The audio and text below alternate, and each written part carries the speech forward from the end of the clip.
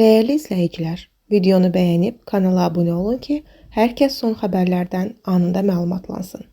Ağdərə rayonunun Vəngli kəndi ərazisində ağır yol nəqliyyat hadisəsi baş verib. Bildirilir ki, Mercedes markalı avtobusun Niva markalı minik avtomobilə toqquşması nəticəsində çoxsaylı şəxslər müxtəlif dərəcəli bədən xəsarətləri alıb. Yaralılar hadisə yerinə cəlb olunan təcili tibbi yardım briqadalar vasitəsilə xəstəxanalara çatdırılıb.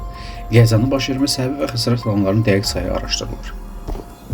Yay aylarında işçilərin məhsuldarlığının artırılması və iş-həyat balansının yaxşılaşdırılması məqsədi ilə 4 günlük iş həftəsinin tətbiqi bir sıra ölkələrdə müzakirə və sınaq mövzusu olaraq qalır. Bəs Azərbaycanda belə bir modelin tətbiqi real görünürmü? Bildirilir ki, mövzunu şərh edən iqtisadçı Natiq Cəfərli bildirib ki, hazırki əmək bazarı şəraitində 4 günlük iş həftəsinə keçid asan deyil.